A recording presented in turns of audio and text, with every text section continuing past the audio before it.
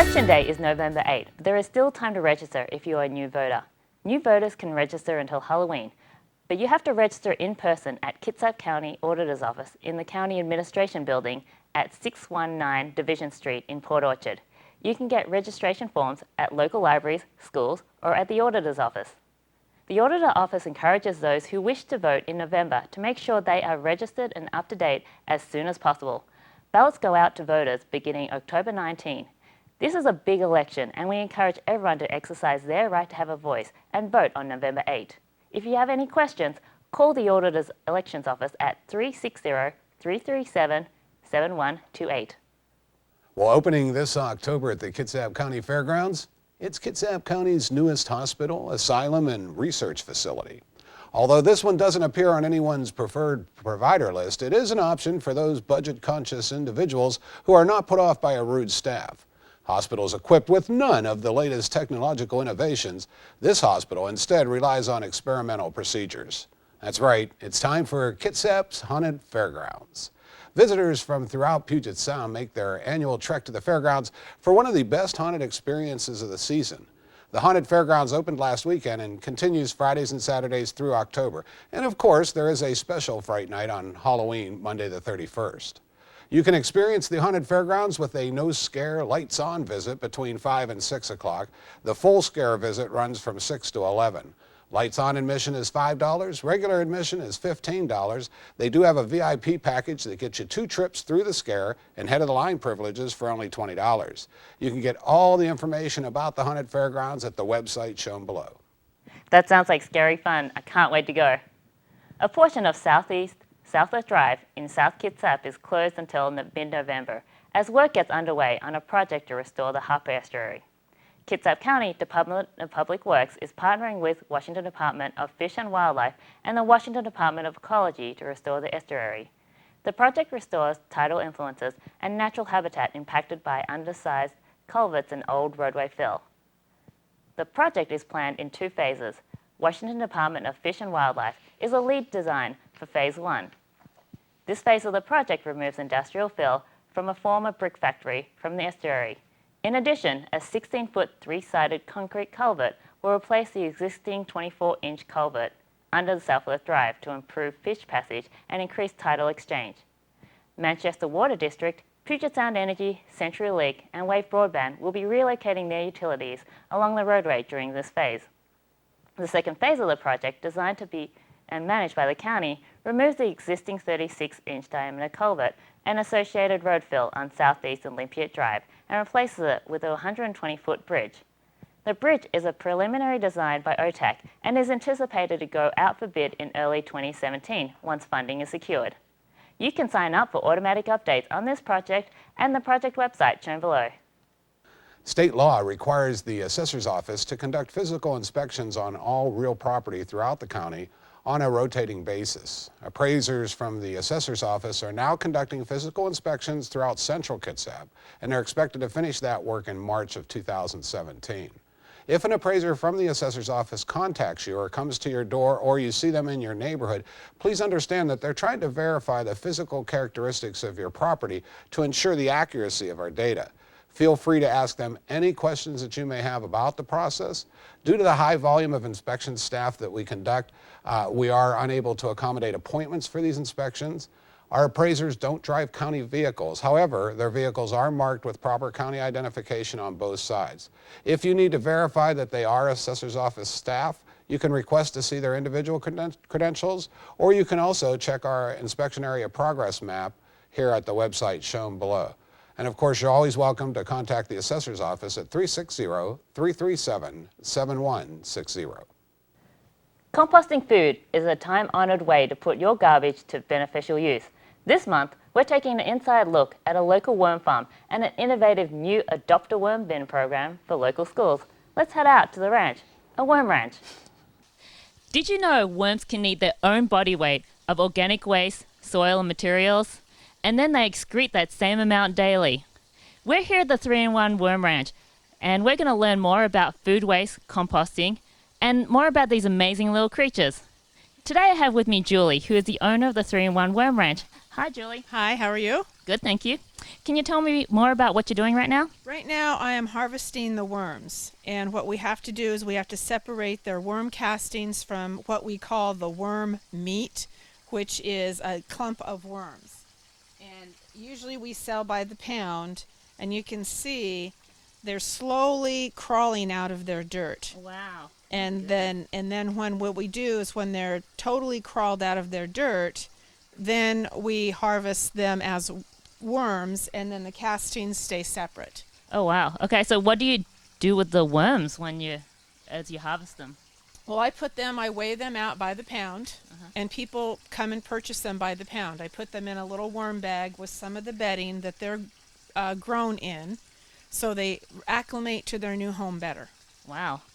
So, can you tell me more about how you got started with the worm farm? Well, we were tied up with some friends of ours that lived on donations, and somebody told her how to build a worm box to feed her aquarium full of fish because she didn't want to spend the donation money to feed her fish. And we were out there digging up worms in the rainstorm one time, and she said, you know, people really make money with worms and they eat your garbage. And that solved a lot of our problems because we didn't have garbage service when we first moved here. We were on a septic system, so I thought, well, that'll be great. So I came home and I did my research, and we bought our first worm factory. And before we know it, in 5 years, we had 2 of them 8 trays high, manufacturing more castings and worm tea than we knew what to do with. Oh, wow. So I started taking it to work, and all my coworkers thought it was great. And one of my coworkers showed me how to bottle it, gave me an idea on how to bottle the tea and start selling it. In the beginning, we were selling in the local farmers market and at the local grocery stores. And now here we are, 6 years later in a full-blown business. Wow, that's so fascinating. Yeah. Can you tell me about how much food waste you go through? Oh, we probably do about 20 people's recycling. Oh. Each one of these farms gets a 5-gallon bucket of ground up produce.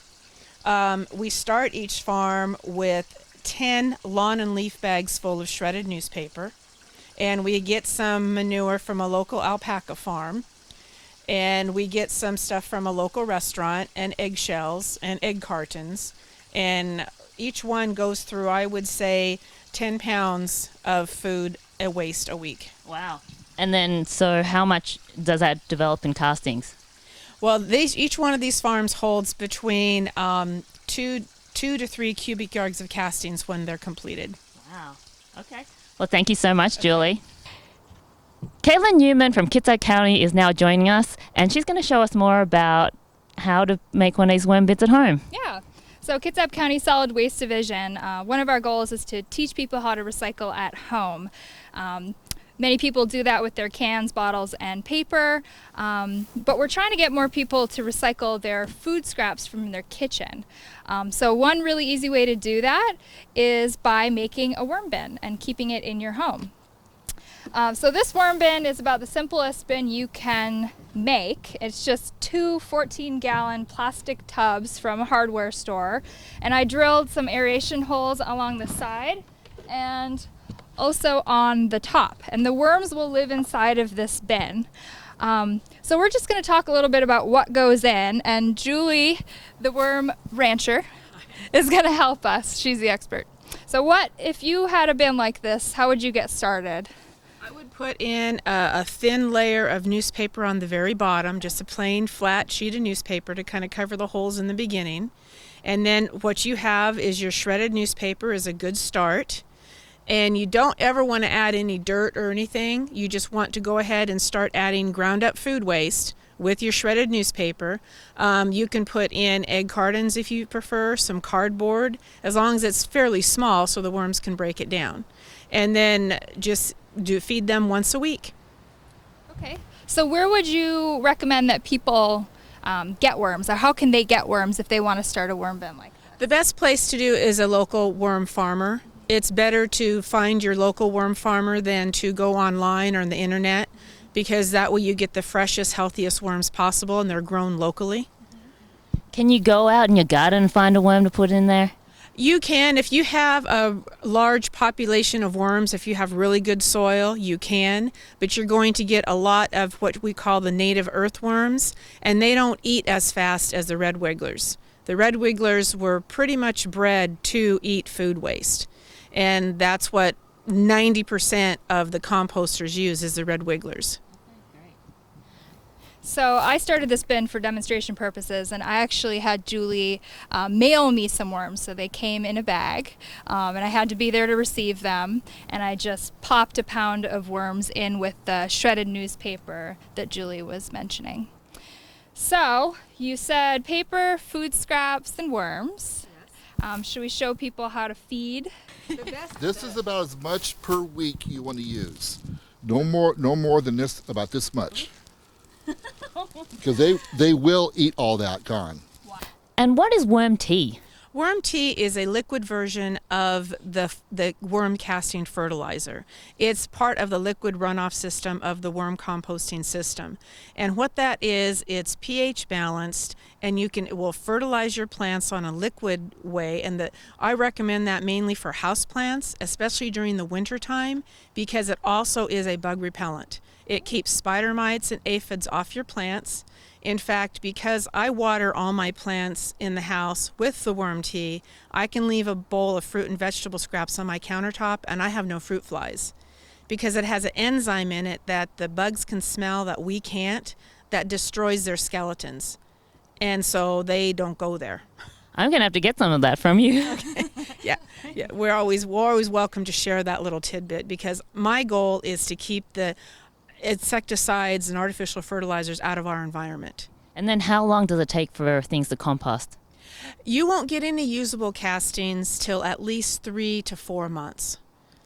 And the liquid that drains off is the liquid fertilizer. That's usually with 2 months before you get any usable liquid fertilizer. And so what makes the soil so great? What the worms do is they were created to aerate and fertilize the soil so we could grow food. And their worm poo, which we call the castings, is naturally pH balanced to what soil is supposed to be. So you don't have to add any chemical fertilizers or any other additives. And in fact, the castings are so rich, you only want to use a quarter worth of castings with your garden, to fertilize your garden. You don't want to use the full castings. All right, great, thank you.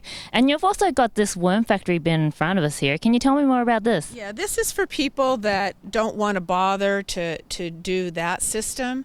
This is a ready-made system called the Worm Factory, and it comes with 3 trays that have holes already aerated, and it has a reservoir, which is drainage. So it's all one system. So the spigot will drain all your water off. And then it comes with the lid, and as the worms feed, the lid will raise up. And so when the lid gets to this point, you would put another tray on and start feeding your worms. And by the time this is 3 trays high, the bottom tray will have usable castings for your garden that you can just dump in. So you don't really have to do the worm separation or anything like that if you don't want to. Okay. It's pretty much foolproof. Great. Well, thank you so much. And then you also mentioned before about light and having that around the worms. Can you tell me more about why you would do that? Okay, the worms do not like light. What happens is in contained systems is the pH balance will get off, or the alkaline or acidic level will not be correct, or here in Kitsap County especially, we're subject to barometric pressure fluctuations, and the worms are susceptible to that, and they think there might be somewhere else better to go, and so they'll crawl out through any crevice or any hole that they can find, not knowing they're going to die when they get out. But as long as you keep in a lighted area, it keeps them contained. They will not escape. Okay, that's good to know then. Great. And so I see they've got a spigot on the front here, and Caitlin, in your version, you don't have one. So how would you deal with that in the home version? Well, Julie was telling me, there is drainage on the bottom here.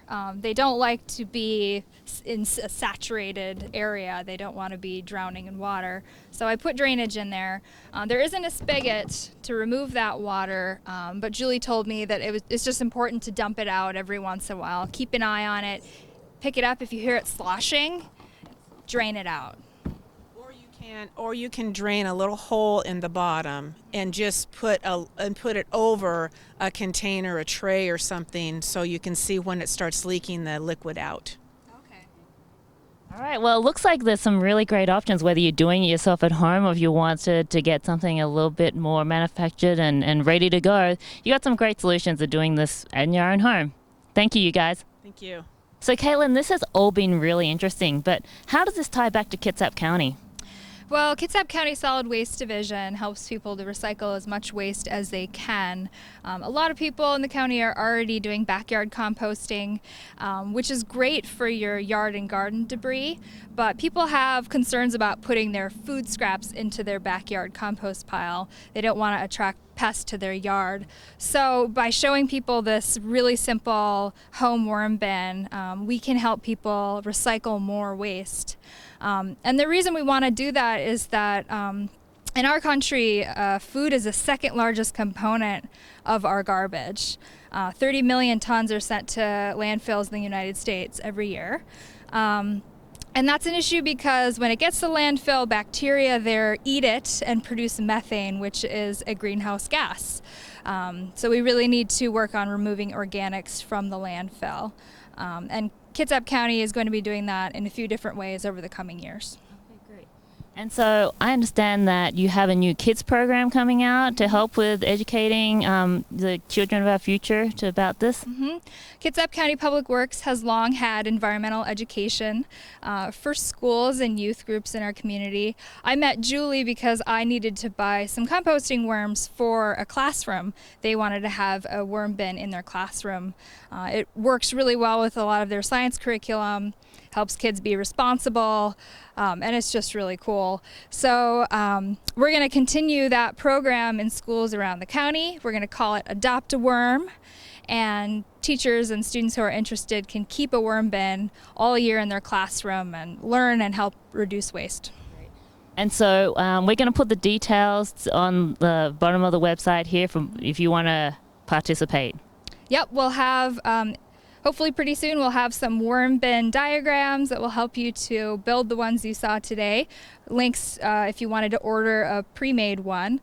And we'll also help people to find worms to purchase. The second reason Kitsap County likes to promote worm bins in people's homes and schools is that it helps gardeners and people who care for yards reduce the amount of pesticides and herbicides that they need to use. It's a less toxic alternative to chemical products from the store. So we will have the phone number for Kitsap 1 at the bottom of the screen. If you're a teacher or even a student or a parent who's interested in bringing these worm bins to your school, call that number, just say you would like a worm bin, and I'll get in touch with you. So I've had a great time here learning more about composting and how you can make your own compost bin at home. We can all help to make our community a little better by helping to compost ourselves. To learn more about composting, go to the link on the bottom to learn more. Well, that was an interesting story, Arena. It's interesting to watch how the whole process works. And, you know, the county's very interested in processes and improving them to gain efficiency and increase service levels. I spent some time with the PEAK team this month. PEAK stands for Performance Excellence Across Kitsap. Let's take an inside look now at how they approach process improvement through implementing the LEAN program. We have here a program that we call PEAK. Stands for Performance Excellence Across Kitsap. And in that PEAK program, what we do is we employ Lean Six Sigma, which is a methodology and tools that help us to improve our processes. The Lean Six Sigma methodology, it has its roots in Toyota Corporation, so it has some Japanese culture and some Japanese terms and words with it, but the main tool set from that is giving us a way to look at our processes and to map out our processes step by step. So we're drilling it down to a step level, and then we're performing some analysis around it to see if it's adding value, if it's got any waste in the process, and what's its quality like. So that way we can increase the speed, effectiveness, and efficiency of the process. And then I think the other big caveat or the big benefit of that methodology is that it also encourages you to reach out to the voice of the customer. So you're interacting with citizens and you're interacting with our internal and external customers, asking them what they value and how we can collect their needs and requirements and make sure that those are met within the process. We began this program in January of 2013, and what we've seen is tremendous cost savings in the terms of increased capacity, which means that our staff now can take that capacity gains and provide more value-added services to our citizens, and that's being done with our current labor, so we're not having to increase any labor to provide those additional services. Not only that, but it also increases transparency.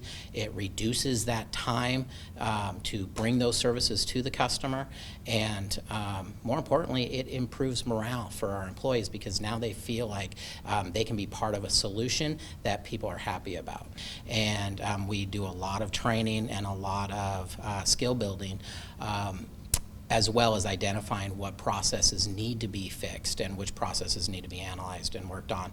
And in doing that, we've built this culture of training people to look at process first, and our employees have just embraced that, and it's really changed the culture here at Kitsap County. And since probably the last 18 months, this has now been incorporated into our budget process, so metrics are being reported for our budget process. And then also, and probably most impactful, has been the fact that we've tied lean methodologies and integrated that into our IT department. So let me ask you this. How does technology integrate with the actual analysis of processes? It is very impactful to IT because IT relies on process to determine what the real needs are for a technology. And I'd like to throw it to one of my employees, Dan Ostro, to explain that in more depth. So I'm Dan Ostro. I'm an enterprise process analyst here at Kitsap County. One of the biggest things we do here is integrating process improvement with our IT function. In the past, we found that departments and offices would come to information services and to solve inefficiencies with using technology. Many solutions in the past were deployed, and we found that those processes had to be changed in order to fit the new technology solution. A lot of times that resulted in a lot of frustrations. So using process improvement methodologies that Andy talked about, Lean and Six Sigma, we try to improve that process, look for efficiency gains and standardization in their process, and then find the best fit technology to apply and for that solution. With using Lean Six Sigma methodologies, we have a number of tools that we can use. We've had over 190 improvements reported since 2013 when we started the program. One of the tools that we like to use is called a Kaizen, which means rapid improvement. And what happens is a group gets together for a week-long event where they take an in-depth look at a process. These are the people that are key to the process or in the front line doing the process, so they really understand the issues. And so does that include everybody involved with the process ideally? Because sometimes process analysis is done at a management level and it doesn't really capture the reality of what's actually happening. Right. It includes a representative from each portion of the process. So we want somebody that actually does the work, that actually takes in the permit or that actually processes that piece of paper. So, yes. And so, do you have some examples of where the county has used this approach to process analysis and how it's turned out? Yeah, we do. We have a few, 190. We started this with community development's permitting process. It's something that is impacting to our citizens. And community development has spent a lot of time improving and analyzing and looking at their permitting processes. They have a number of them. And through this, they've been able to get some efficiency gains. They've reduced processing times, but most importantly right now, as the economy is rising and the permit activity is rising, they're able to accommodate that with minimal adjustments in staffing. So we had a great time talking with Dan and Mary, and it sounds like a really fascinating program. The county has over 1,000 employees. How do you engage employees in this type of a program? Right. So what we did is we wanted to make sure that we were giving the right skill set and tools to the employees to embark on this journey, to be a part of this culture shift and this change. And so what we did is we developed a customized training program, certification program, that trains the Lean Six Sigma methodologies and tool sets. And what we do is, because as I mentioned kind of in the onset of this, is that there is a history of Lean Six Sigma in Japanese culture, and one of the things that we adopted was the fact that they use belts to signify knowledge and skill set and experience. And so you know that from like karate, where they have brown belts and black belts. And so we adopted that same thing, and they do that. That's industry standard for Lean Six Sigma, is to use belts to signify the different levels. And so we actually developed a certification program for a yellow belt level, which is a practitioner level. That's the a base level of any employee that teaches them how to look at process, how to determine what is the value needs out of that process, and basically start questioning, why am I doing things the way I'm doing them currently, and is there a better way to do it? Great. And then we also developed, kind of for those shining stars, if you will, a green belt certification. And a green belt certification is how to facilitate and lead process improvement activities. Someone once said, when solving problems, dig at the roots instead of just hacking at the leaves. It seems the PEAK program is doing just that. That's true. Well, that wraps up this month's Inside Report. You can see past episodes of the program at our website. We also encourage you to go to the website, and you'll be able to submit ideas for future shows. Thanks for watching, and please join us again next episode.